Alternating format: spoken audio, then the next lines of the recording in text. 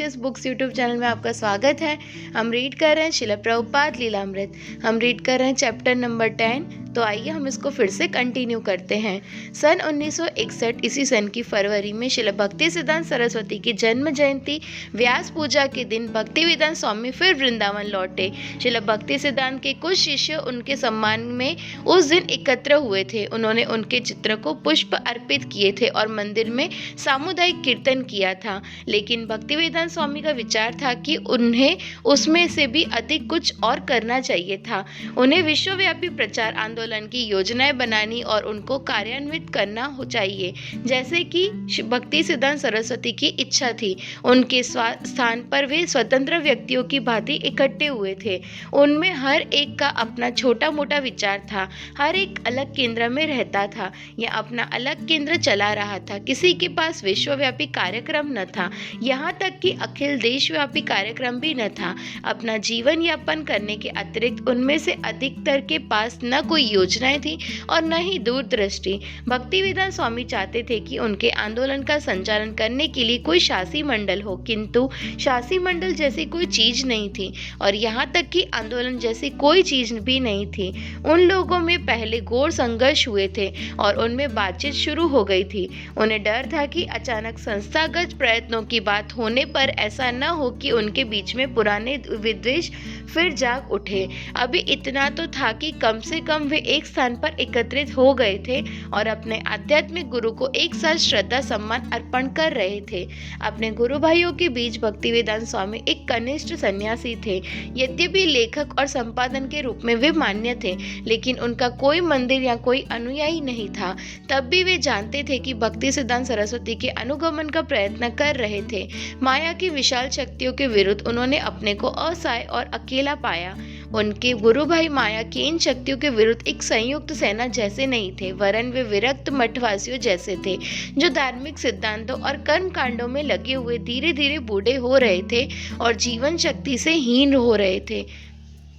एक जगह इकट्ठे होकर वे अपने आध्यात्मिक गुरु की आराधना कैसे कर सकते थे जब तक वे शोकपूर्ण मन से अपनी असफलता को अंगीकार न करें और कभी नहीं से अच्छा देर से ही सही के भाव से अपनी भूलों को सुधारने के लिए तैयार न हो जाए। यह नियम था कि व्यास पूजा के दिन हर शिष्य अपने आध्यात्मिक गुरु का महत्व दर्शाने वाली एक प्रशस्ति लिखे और गुरु भाइयों की सभा में उसे सुनाए। भक्तिवेदांत स्वामी ने भी एक प्रशस्ति लिखी जो प्रशंसा की अपेक्षा विस्फोट से अधिक भरी थी। अपने गुरु भाइयों की प्रतिक्रिया जानने के लिए उन्होंने उसे उनके सामने विनम्र भाव से प्रस्तुत किया।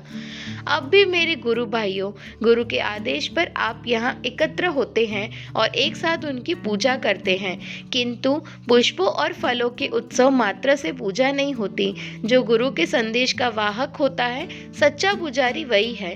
कितनी लज्जा की बात है मेरे बंधुओं, जिस व्यापारी ढंग से आप शिष्य समुदाय बढ़ाते हैं, क्या उससे आपको घबराहट नहीं होती? हमारे गुरु का आदेश था, प्रचार करो, नए शिष्यों को मंदिरों में रहने दो और उन्हें केवल घंटियां बजाने दो। किंतु जो भयानक परिस्थिति उत्पन्न हो गई है उस पर ध्यान से दृष्टिपात करो। हर एक इंद्रिय सुख में लीन हो गया है और हर एक ने प्रचार कार्य छोड़ दिया है। सागर पृथ्वी के आर पार ब्रह्मांड को भेद कर एक हो जाओ और इस कृष्ण भावनामृत का प्रचार करो, तभी हमारे आध्यात्मिक गुरु की उपयुक्त सेवा होगी। आज वचन दो, राजनीति कूटनीति का त्याग करो। यदि भक्ति सिद्धांत सरस्वती के शिष्य एकजुट होकर प्रचार कार्य में लग जाए तो इस बात की पूरी संभावना थी कि वे इस पापमय संसार में आध्यात्मिक क्रांति ले आते। श्री भक्ति सिद्धांत सरस्वती को ऐसी ही आशा थी और भक्तिवेदांत स्वामी ने उस आशा को व्यास पूजा की अपनी प्रशस्ति में अभिव्यक्त किया। वह दिन कब आएगा जब एक मंदिर की स्थापना होगी हर घर में, दुनिया के हर कोने में? कब उच्च न्यायालय का न्यायाधीश एक गौड़ीय वैष्णव होगा, सुंदर तिलक से सुशोभित ललाट वाला? कब वैष्णव मतों के बल पर देश का निर्वाचित राष्ट्रपति बनेगा और प्रचार फैलाएगा चारों ओर? जब वे कविता पढ़ रहे थे और वयोवृद्ध सन्यासियों की उस सभा में उसके सत्य का उद्घाटन हो रहा था तो कुछ ने तो उनका समर्थन किया और कुछ क्रुद्ध हो उठे, लेकिन उस सभा में कोई नया निर्णय नहीं हुआ। एक साथ बैठकर कोई नई योजनाएं नहीं बनाई गई, जैसा कि भक्तिवेदांत स्वामी का आग्रह था। स्वामी महाराज की कविता को केवल भावात्मक अभिव्यक्ति या उनके मत के रूप में ग्रहण किया गया। गुरु भाई इस मत के थे कि समय के साथ पुराने घावों को भरने दिया जाए, पुराने मामलों को फिर उठाना, मिशन को पुनः उस रूप में संगठित करना जैसा कि वह श्रील भक्ति सिद्धांत सरस्वती के समय में था, और उन सभी महत्वाकांक्षा पूर्ण कार्यक्रम को चलाने का प्रयत्न करना। यह सब कैसे संभव था? वे सब वृद्ध हो रहे थे, कुछ वृंदावन की शरण से बाहर नहीं जाना चाहते थे, वे उस पवित्र धाम में ही भक्ति सिद्धांत सरस्वती की आराधना करना चाहते थे। यदि भक्ति वेदांत स्वामी कुछ और कहना चाहते थे तो वे आगे बढ़े और प्रयास करें। विचार से भरे भक्ति वेदांत स्वामी केशी घाट लौटे। पारिवारिक प्रतिबद्धताओं के कारण वे कई वर्षों से मिशन के कार्यकलापों में महत्वपूर्ण भूमिका नहीं निभा रहे थे। सन 1939 में बंबई में उनके गुरु भाइयों ने उनसे मठ का अध्यक्ष बनने को कहा था, लेकिन भक्ति सिद्धांत सरस्वती का कहना था कि यह जरूरी नहीं कि अभय चरण दे उनके साथ सम्मिलित हो, उन्हें अपने ढंग से उसमें आगे देना चाहिए। अब अपने आध्यात्मिक गुरु के अनुग्रह से वे सन्यास को यथार्थ करने को तैयार थे। जिस कृष्ण भावनामृत से पूर्ण विश्व का वर्णन उन्होंने अपनी कविता में किया था, वह कल्पना लोक की वस्तु नहीं थी जो उनके गुरु भाइयों को केवल उकसाने के लिए कही गई हो या किसी स्वप्न दृष्टि की असंभव वार्ता हो। उनका वर्णन सर्वथा व्यावहारिक था, लेकिन जो भी हो, उन्हें तो कृष्ण भावनामृत के विषय में लिखना और किताबें छापना था और विदेशों में उसका प्रचार करना था। श्रील भक्ति सिद्धांत सरस्वती यही चाहते थे। यदि उनके गुरु भाई मिलजुल कर इसे नहीं कर सके तो उसे अकेले करेंगे। जनवरी 1961 ईस्वी सन में भक्तिवेदांत स्वामी के दिल्ली निवासी एक परिचित ने 10 मई से 20 मई तक टोक्यो में होने वाले Congress for cultivating human spirit के अधिवेशन का घोषणा पत्र उन्हें दिखाया था। अधिवेशन में मुख्य विचारणीय विषय मानवीयता के द्वारा विश्व शांति की स्थापना था। उसमें सम्मिलित होने के लिए कई देशों के लोग आमंत्रित थे। घोषणा पत्र देखने के साथ भक्तिवेदांत स्वामी के मन में टोक्यो जाने का विचार आया था। यद्यपि उनकी मुख्य अभिरुचि सदा संयुक्त राज्य अमेरिका में थी, लेकिन यदि जापान जाने का अवसर पहले मिले तो वहां क्यों न जाया जाए, और आमंत्रण पत्र भी अंग्रेजी में था। यदि उन्हें आरक्षण मिल जाता है तो अधिवेशन में होटल में रहने और खाने का खर्च वे देंगे, किंतु यात्रा का व्यय उन्हें स्वयं वहन करना होगा। भक्तिवेदांत स्वामी ने international foundation for culture harmony, सांस्कृतिक सामंजस्य के लिए अंतर्राष्ट्रीय संस्था के संस्थापकों को लिखा और मानवता का विकास कैसे करना चाहिए विषय पर भाषण देने का प्रस्ताव किया। संस्था के प्रधान सचिव श्रीमान तोशीहिरो नकानो ने केशी घाट की पत्ते पर उन्हें उत्तर भेजा। उन्होंने भारत की आध्यात्मिक संस्कृति और भक्तिवेदांत स्वामी द्वारा प्रस्तावित विषय के संबंध में बड़ा सम्मान प्रकट किया। श्रीमान नकानो ने एक आधिकारिक प्रमाण पत्र संलग्न किया जिसके लिए भक्तिवेदांत स्वामी ने प्रार्थना की थी। उसमें लिखा था कि भक्ति सिद्धांत स्वामी अधिवेशन में एक अधिकृत सहभागी होंगे और जापान में उनका सारा व्यय अधिवेशन द्वारा वहन किया जाएगा। सभी संबंधित लोगों से यह भी प्रार्थना की गई थी कि उन्हें पार पत्र और प्रवेश पत्र समय से दिए जाए ताकि वे जापान में 10 मई तक पहुंच सकें। तब भक्तिवेदांत स्वामी के मन में अधिवेशन के लिए एक विशेष योजना का विचार पैदा हुआ। श्रीमद् भागवत के 10वें स्कंद के 20वें अध्याय में वृंदावन में शरद ऋतु का वर्णन आता है। भागवत वृंदावन की हर ऋतु के समांतर वैदिक दिशा का वर्णन करता है।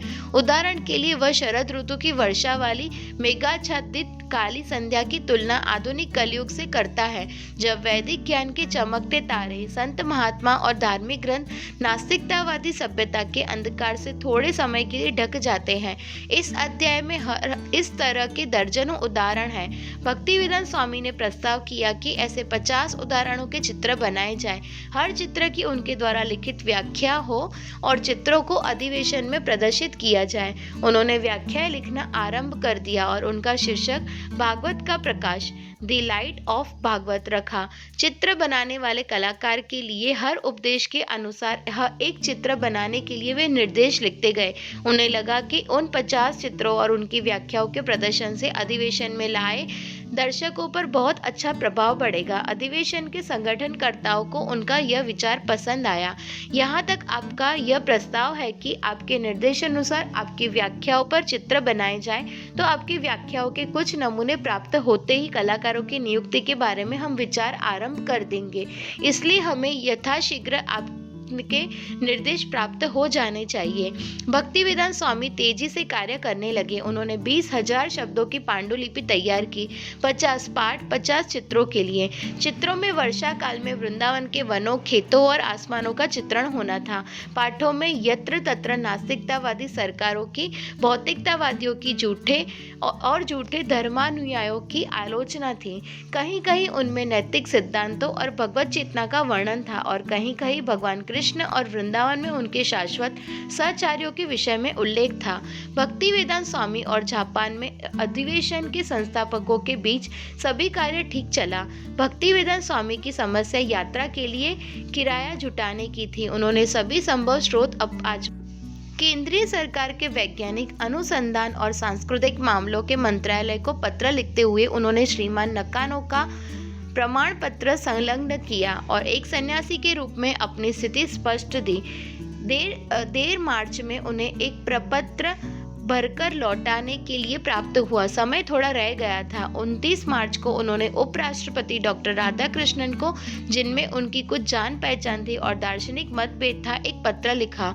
आप जानते हैं कि मैं एक सन्यासी हूं और बैंक से मेरा कुछ लेना देना नहीं है, न किसी अन्य वित्तीय संस्था से मेरा कोई रिश्ता है, किंतु जापानी संस्थापकों को मेरा साहित्य पसंद आया है और वे चाहते हैं कि मैं वहां पहुंचूं। उन्होंने तर्क प्रस्तुत किया कि चूंकि प्राचीन काल में भारत के महान आचार्य अपने ज्ञान का प्रसार संसार के कल्याण के लिए करते रहे, इसलिए आज की भारत सरकार को भी चाहिए कि उन आचार्यों के प्रतिनिधियों को आत्मा का संदेश देने के लिए भेजे। उन्होंने बंबई में सिंधिया स्टीम नेविगेशन कंपनी के उप प्रबंधक को भी लिखा और उन्हें स्मरण कराया कि 1968 ईस्वी सन में संयुक्त राज्य अमेरिका की यात्रा के किराए में वे उन्हें 50% छूट देने को तैयार थे।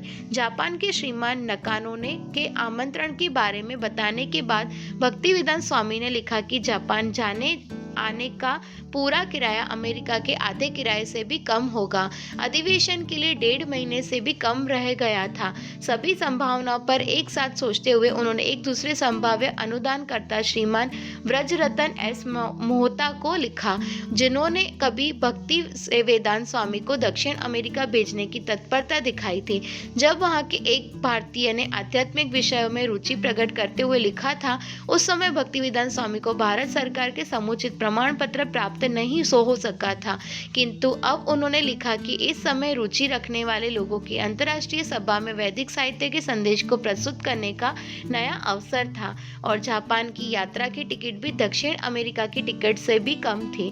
जिस दिन उन्होंने श्रीमान मोहता को लिखा, उसी दिन उन्होंने वैज्ञानिक अनुसंधान मंत्रालय को प्रपत्र पूरा करके भेजा इस प्रश्न के उत्तर में कि वे अनुदान क्यों मांग रहे हैं और क्या पहले भी उन्होंने कभी अनुदान मांगा था।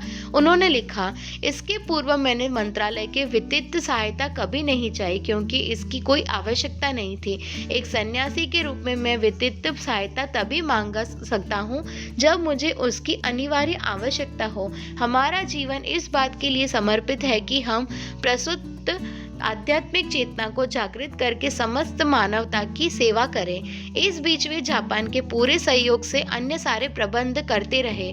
भागवत प्रकाश के पहले 20 साधारण विचार चित्रण के लिए उन्होंने श्रीमान नकानो को भेज दिए थे। उन्होंने लिखा कि जापान कलात्मक कार्यों के लिए प्रसिद्ध है और भारत अपनी आध्यात्मिक संस्कृति के विख्यात है। हमें एकजुट हो जाना चाहिए। उन्होंने सुझाव दिया कि विचारों और चित्रों को पुस्तक के रूप में भी प्रकाशित किया जाए।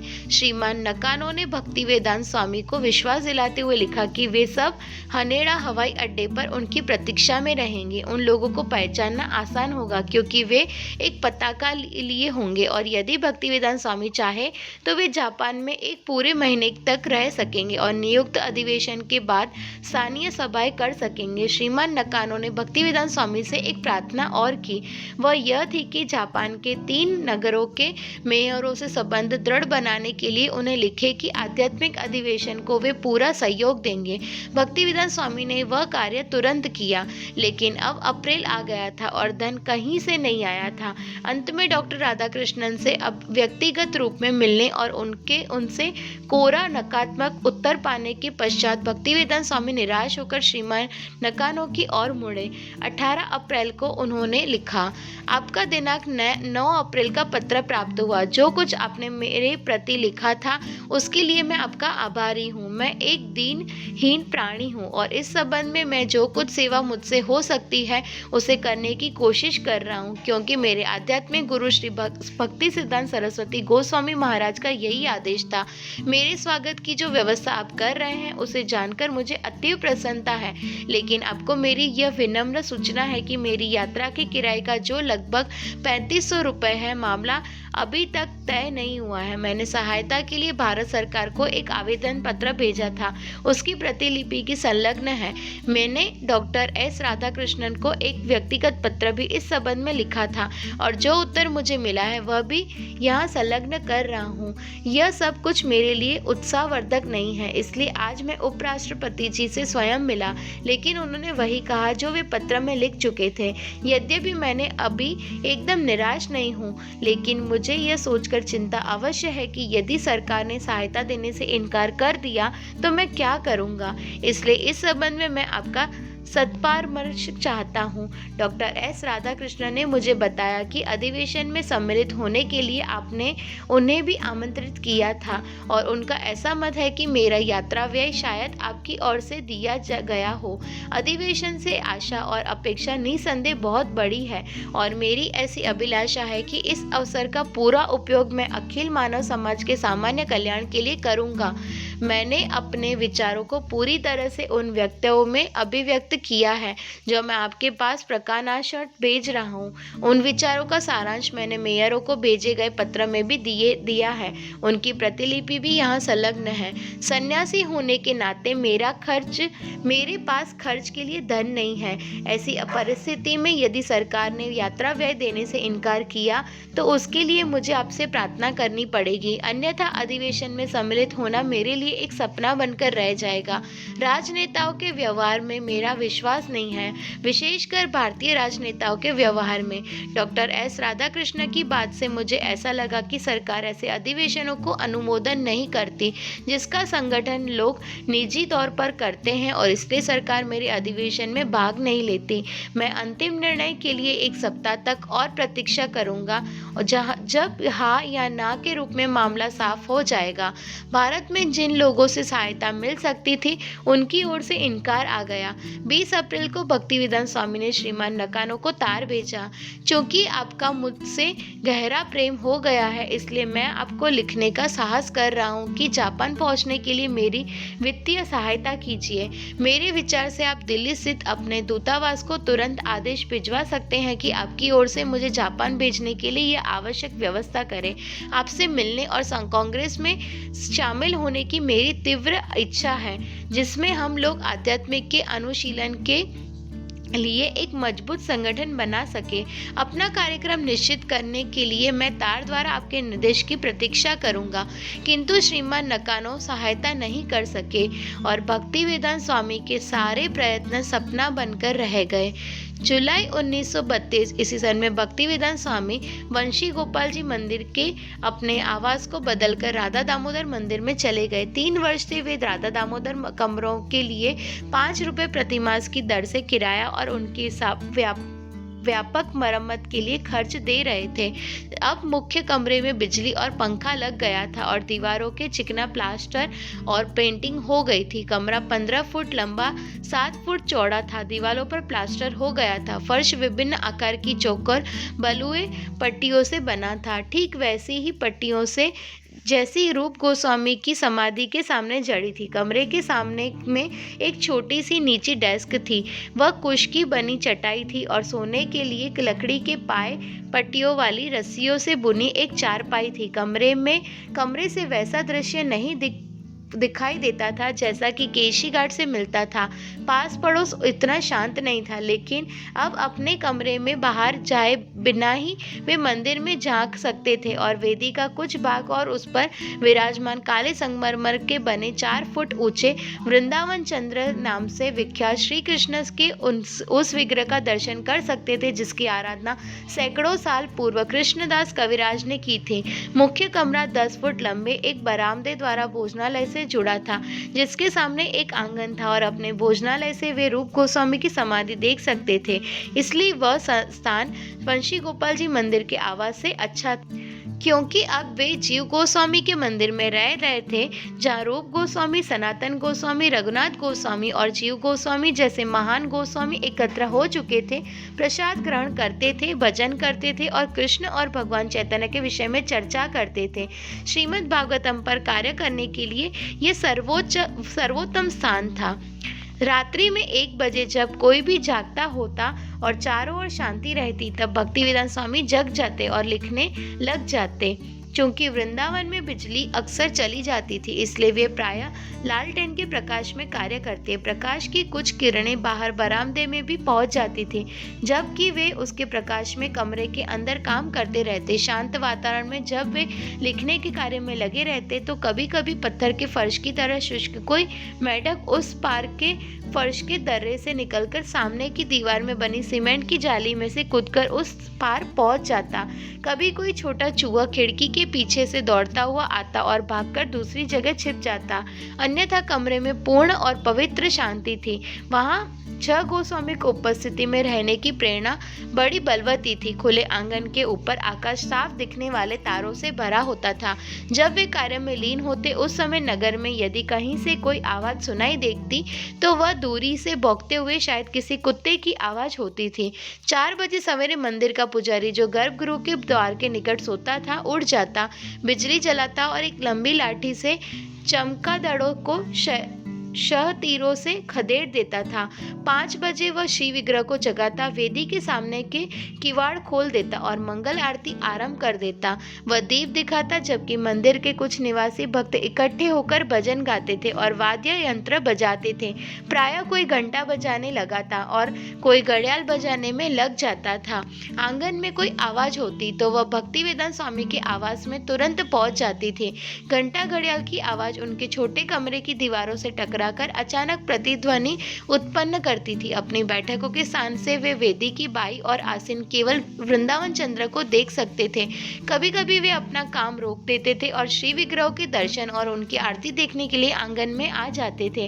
वेदी पर राधा और कृष्ण के श्री विग्रह आसीन थे। उनकी आराधना सैकड़ों साल पहले जीव गोस्वामी और अन्य वैष्णव आचार्य कर चुके थे। 10 मिनट के बाद आरती करने और जल से पूर्ण शंख बजाने के बाद पुजारी भक्तों के सिर पर शंख का पवित्र जल छिड़कता था और इस समारोह का अंत होता था। श्रीमद् भागवतम पर कुछ घंटे कार्य करने के बाद भक्तिवेदांत स्वामी अपने कमरे में बैठ जाते और जप करने लगते थे। प्रातःकाली आकाश में हल्के नीले आकाश के फैलने और तारों के अस्त होने के साथ वृंदावन के निवासी शिव विग्रहों के और गोस्वामियों की समाधियों के दर्शन के लिए आने लगते। वृद्ध महिलाएं लड़खड़ाती आवाज में जय राधे कहती मंदिर में प्रवेश करती। जब भक्तिवेदांत स्वामी कमरे के किवाड़ खोलते तो उनका कमरा प्रकाश से भर जाता था। कमरे की खिड़कियां आंगन में खुलती थी, लेकिन वे खिड़कियों की अपेक्षा दीवार में बनी सीमेंट की जालियां अधिक लगती थी। आने जाने वाले उनमें से कमरे में आसानी से नहीं देख सकते थे, लेकिन उनसे प्रकाश आता था। सवेरे के प्रकाश में कमरे का रूप साफ दिखाई देता था। मेहराबदार छत, ताजी पेंट की हुई दीवारें, मेहराबदार ताक, पत्थर से जुड़ा हुआ फर्श, भक्तिवेदांत स्वामी का पतला संन्यास दंड गहरे केसरिया रंग के खादी में लिपटा हुआ कमरे में एक कोने में टिका था। एक खाने में उन्होंने भक्ति सिद्धांत सरस्वती का एक चित्र रखा था और दूसरे में पुस्तकों और पांडुलिपियों का ढेर था। कमरे के 2 किवाड़ बंद होने पर भी मटमैले लगते थे और पूरा कमरा बाई और कुछ झुका हुआ लगता था। वह साज सज्जाहीन था लेकिन शांत था। दोनों कमरों के बीच के बरामदे में बैठे हुए भक्तिवेदांत स्वामी प्रायः आंगन, वेदी और शिव विग्रह की ओर देखा करते थे। राधा दामोदर, वृंदावन चंद्र और राधा कृष्ण के अन्य कई श्री विग्रह दर्शकों की प्रतीक्षा में रहते। सवेरे की बेला में शिव विग्रहों के किवाड़ खुले रहते थे क्योंकि लगातार दर्शकों की पंक्ति से मंदिर जन संकुल तीर्थ स्थान बन जाता था। वहाँ कोई अधिक देर तक नहीं रुकता था। कुछ दर्शकों को कई मंदिरों में जाना होता था, इसलिए वे जल्दी में होते। गरीब लोग, स्थानीय व्यवसायी लोग और रंगीन साड़ियां पहने हुए उनकी स्त्रियां, सभी भक्त जय हो, जय राधे कहते वेदी की ओर जाते। श्री विग्रहों का दर्शन करने के बाद वे दरवाजे के बाहर के आंगन में पहुंच जाते समाधियों का दर्शन करने के लिए। यद्यपि वृंदावन में प्राचीन वैष्णव आचार्यों के सम्मान में सैकड़ों मंदिरानुमा छोटी समाधियां बनी थी, भक्तिवेदांत स्वामी उनमें से केवल श्रील जीव गोस्वामी, श्रील भक्ति सिद्धांत सरस्वती और श्रील कृष्णदास कविराज गोस्वामी जैसी मुख्य समाधियों का दर्शन करने जाते थे। मंदिर के आंगन के लिए अलग क्षेत्र में भजन कुटीर और रूप गोस्वामी की समाधि थी। भक्तिवेदांत स्वामी प्रायः रूप गोस्वामी की समाधि के सामने जप के लिए बैठा करते थे। मंदिर से निकलकर दर्शनार्थी रूप गोस्वामी की समाधि को दंडवत करने इस बाहरी क्षेत्र में आते रहते थे। अधिकतर तीर्थयात्री इसे राधा दामोदर मंदिर के दर्शन का सबसे अधिक महत्वपूर्ण अंग मानते थे और चाहे वे किसी अन्य जगह पूजा के लिए न भी रुकते हो, पर रूप गोस्वामी की समाधि के सामने वे जरूर रुकते थे। वे दोनों हाथ जोड़कर खड़े होते थे और जय राधे कहते हुए प्रणाम करते थे या माला की थैली में हाथ डाले समाधि की परिक्रमा करते हुए वे हरे कृष्ण का जप करते थे। भक्तिवेदांत स्वामी दर्शकों की सवेरे की भीड़ खत्म होने जाने पर भी बैठे रहते और जप करते रहते, या कभी कभी वे पास के राधा श्याम सुंदर या राधा मदन मोहन मंदिर में चले जाते। 11 बजे तक अपना भोजन बनाने के लिए वे हमेशा लौट आते थे। जब वे अपना भोजन बनाते रहते और बाद में जब वे प्रसाद ग्रहण करने के लिए बैठते तब भी जाली से रूप गोस्वामी की समाधि को निहारा करते। रूप गोस्वामी की उपस्थिति की अनुभूति से उन्हें अपने आध्यात्मिक गुरु के निमित्त अपने मिशन का स्मरण सदैव बना रहता। भगवान चैतन्य के रूप भक्त रूप गोस्वामी के अनुगामी और रूपानुग कहलाते थे। रूप गोस्वामी की शिक्षा और दृष्टांत का अनुगमन किए बिना कोई राधा और कृष्ण की सच्ची भक्ति के मार्ग पर नहीं चल सकता। श्रील भक्ति सिद्धांत सरस्वती विशेष रूप से एक पक्के रूपानुग के रूप में प्रसिद्ध थे। उनके सम्मान में लिखित संस्कृत की प्रार्थनाओं में कहा गया है कि श्री चैतन्य के अनुग्रह की साकार शक्ति श्रील भक्ति सिद्धांत सरस्वती के प्रति मैं अपनी विनम्र प्रार्थना निवेदित करता हूँ, जो श्रील रूप गोस्वामी की परंपरा में उद्घटित राधा कृष्ण के दाम्पत्य प्रेम से संपन्न भक्ति का प्रचार करते हैं। मैं आपके प्रति सादर प्रणाम करता हूँ, जो भगवान चैतन्य की शिक्षाओं की साकार मूर्ति है। आप पतित आत्माओं के उद्धारक करता है। आप किसी ऐसे कथन को सहन नहीं कर सकते जो श्रील रूप गोस्वामी द्वारा प्रतिपादित भक्त की शिक्षाओं के विरुद्ध हो।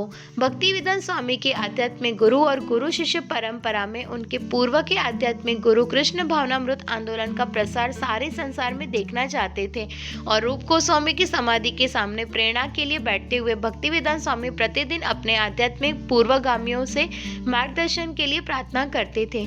जो प्रेम पूर्ण आदेश उनसे प्राप्त होते थे उन्हें वे निश्चित आदेश मानते थे और उन्हें सरकार, प्रकाशन या अन्य कोई विचलित नहीं कर सकता था। रूप गोस्वामी चाहते थे कि वे पश्चिमी जगत में जाए। श्रील भक्ति सिद्धांत सरस्वती चाहते थे कि वे पश्चिमी जगत में जाए। कृष्ण ने ऐसा संयोग घटित किया था कि वे राधा दामोदर मंदिर में आए और उनके आशीर्वाद प्राप्त करें। राधा दामोदर मंदिर में उन्हें ऐसा लगता था कि उनका प्रवेश ऐसे शाश्वत निवास में हुआ है जिसे भगवान के केवल सच्चे भक्त ही जानते हैं। तो भी यद्यपि वे उन्हें अपनी लीला में अपने साथ संबंधित होने का अवसर दे रहे थे, लेकिन उनका आदेश था कि वे राधा दामोदर और वृंदावन को छोड़कर पश्चिम को जाए और विस्मरणीय संसार को आचार्यों का संदेश सुनाए। जून में असहनीय गर्मी पड़ने लगी और दोपहर के बाद काम करना असंभव हो गया। घोर गर्मी के समय भक्तिवेदांत स्वामी दरवाजे और खिड़कियां बंद कर लेते और छत पर लगा पंखा चला देते।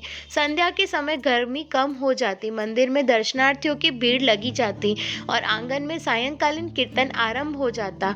अपने बरामदे में बैठे भक्तिवेदांत स्वामी कभी दर्शनार्थियों से बातें करते, कभी दर्शनार्थी उनके दरवाजे के पास आ जाते और टाइपराइटर पर काम करते हुए उन्हें देखने लगते। वृंदावन में उनकी प्रसिद्धि एक विद्वान और श्रेष्ठ भक्त के रूप में थी, लेकिन वे यथासंभव सबसे अलग बने रहे। विशेषकर 1932 ईस्वी सन की गर्मी में आए श्रीमद् भागवत पर कार्य करते रहे। उनके वृंदावन आने का यही वास्तविक उद्देश्य था कि वे पश्चिम में वितरित करने के लिए पुस्तकें तैयार कर सके। यद्यपि उनके पास इतने साधन नहीं थे कि वे जापान तक भी यात्रा कर सके और पुस्तकें छाप सके, किंतु जिन उद्देश्यों के सामने रखकर वे कार्य कर रहे थे वे यही थे। वे वृंदावन इसलिए नहीं आए थे कि मृत्यु को प्राप्त करके ईश्वर तक पहुंचे, प्रत्युत वे इसलिए आए थे कि वृंदावन उनके जीवन के मुख्य कार्यों को संपादित करते हुए तो आध्यात्मिक बल प्राप्त करने के लिए आदर्श स्थान था। अपने भविष्य के मिशन के ठीक रूप के बारे में भक्तिवेदांत स्वामी को पता नहीं था, लेकिन वे यह जरूर चाहते थे कि उन्हें पाश्चात्य जगत की अंग्रेजी भाषी जनता में श्रीमद् भागवतम का प्रचार करने के लिए अपने आप को तैयार करना है। उन्हें अपने गुरु के लिए सब प्रकार से पूर्ण उपकरण बनाना था और यदि इसकी इच्छा हुई तो वे उन्हें वहां भेजेंगे।